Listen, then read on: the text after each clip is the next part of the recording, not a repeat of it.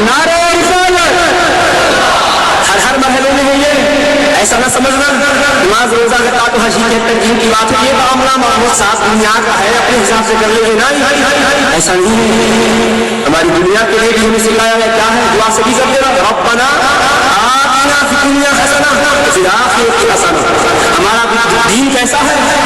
हमारा दीन सन्यासियों का दीन नहीं है, हमारा दीन दुनिया की बेहतरी के साथ आखिरत की बेहतरी की बात करता है। हमको दुआ सिखाई गई, रब्बना आतिना फी दुनिया हसना, ऐ हमारे परवरदिगार हमें दुनिया में भी भलाई अता फरमा और आखिरत में भी भलाई अता फरमा, वक़िना अज़ाबन नार, और हमें दोज़ख के अज़ाब से बचा दे।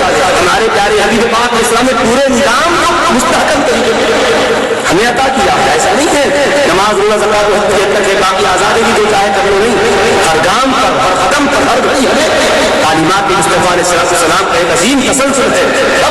अगर वाज़ेह तौर पर किसी मसले के जवाब के लिए उसके साथ उसका जिक्र हो जाना, जैसे कहा जाता है रबीउल अव्वल के महीने में 12 तारीख को खास तौर पर हुजूर पाक की शान और अज़मत के लिए जमा हो जाओ, बयान करो।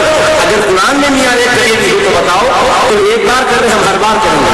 उनको 12 रबीउल की शान में करें, हम सुबह से दिन पूरा दिन जमा करेंगे, जरूर करेंगे। कुरान की आयत पढ़ा 12 रबीउल अव्वल कहते कुरान में दिया जाए, ये सवाल है।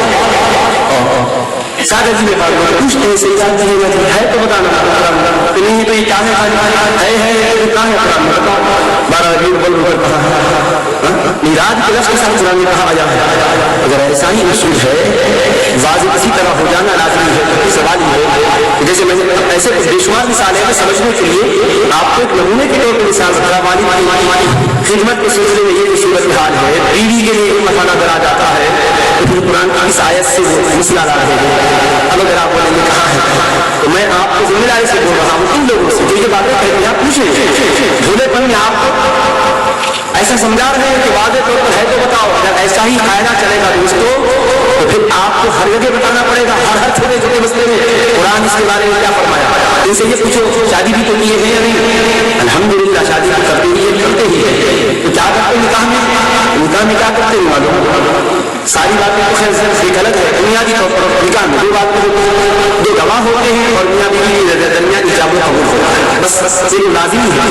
अब खुतबा है, सुन्नत है, ये तो ठीक है, खुतबा नहीं भी तो निकाह हो जाता, मगर इजाब व कबूल और गवाहों का होना लाज़िमी है, इसके बगैर निकाह नहीं होता। ठीक है, अच्छी बात है। तो ये इतना अहम मसला है, मामूली मसला नहीं है। शादी का मसला इतना नाजुक है, अगर इसमें फर्क आएगा तो वो बजाय निकाह के ज़िना हो जाएगा।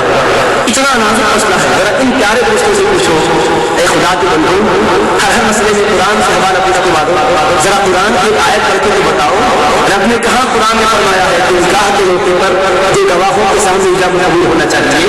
अगर है तो कुरान की आयत पर सुना दिया जाए। आपका तो यही मुतालिबा है, कुरान में हो तो बताओ। और बड़ी सादगी से पूछ रहे हैं और इतनी ढकाई से पूछ रहे हैं कि बस जैसा कि छोटे से छोटे मसले को कुरान से निकालता है। इतने माहिर है कुरान के, इतने माहिर है कि बस पूरा कुरान मुकम्मल तौर पर समझ गए। छोटा मसला हो बड़ा बड़ा बस खोल के निकाल सकते हैं। आयत नंबर फलास, अरे इतना मुतासिर हो जा रहे हैं हमारे लोग, कुरान पर आयत के नंबर, हालांकि आयत के नंबर पढ़ना सुन्नत नहीं है। आपको मालूम होना चाहिए, पूरी बुखारी पढ़ के बताओ सहाबा ये सरकार कुरान की आयत का नंबर बोलते के विश्वास किया होगा, कभी नहीं सुना। आयत पढ़े, आयत का नंबर नहीं बोले, ये बात का तरीका है, ये बिदाती तरीका है। सुन्नत तो ये है कि कुरान की आयत पढ़ी जाए, हदीस अरबी में। खैर आप समझने की कोशिश कीजिएगा, जो अर्ज करना चाह रहा हूँ कि अब ये अगर ऐसा ही है कायदा, तो बताया जाए कि ये दो गवाहों के साथ निकाह करना कुरान की इस आयत करीमा में है। हमने कहा फरमाया है निकाह का मसला हो, गवाह भी हो और इजाब कबूल भी, इतना अहम मसला है नाज़िल है और कुरान का निकाल है।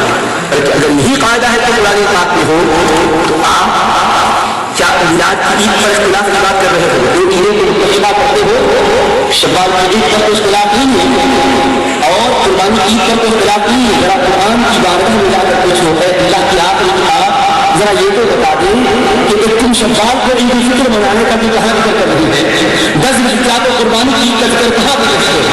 पूरी जिम्मेदारी से आपको बहस कर रहा हूँ, पूरे कुरान को पढ़ो, कुरान की हर सूरत को पढ़ो, हर सूरत की हर आयत को पढ़ो, एक बार में बार बार पढ़ो और अपने इन लोगों से पूछो जो दलील में ये पूछते हैं कि कुरान में हो तो दिखा दो कि कहाँ 12 रबीउल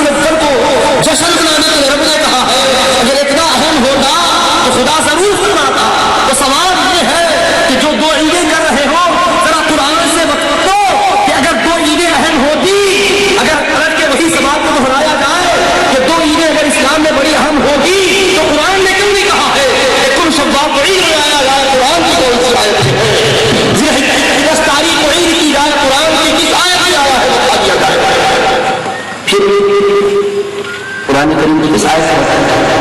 کہاں ہے قرآن کریم؟ شوال پڑھنے کا تم شوال کو عید کرو، 10 ذوالحجہ کو عید کرو، کہاں قرآن کریم؟ آپ کہیں گے صاحب فصلی لربک وانحر ہے نا جی قرآن میں، اپنے رب کے لیے نماز پڑھو اور قربانی دو. ٹھیک ہے نماز پڑھو قربانی دو، کب پڑھو؟ کون سے مہینے میں پڑھ کے قربانی دو؟ وقت میں جانا پڑا تو لہٰذا ابھی کر سکتے نماز پڑھتے جاتے قربانی دینا چاہیں، ہو جاتی ہے قربانی، ہو جاتی کیا بھائی؟ آج اگر آپ نماز کے بعد قربانی کی تو کیا شرعی قربانی ہوگی؟ نہیں ہوگی. پھر کب یہ تو ہوگی 10 11 12 اور چھوٹے جاتے لیکن آپ یہ بتائیے مجھے کہ کیا کوئی 9 ذوالحجہ کو نماز پڑھ کے قربانی دے گا تو ہوگی، 14 کو دے گا تو ہوگی؟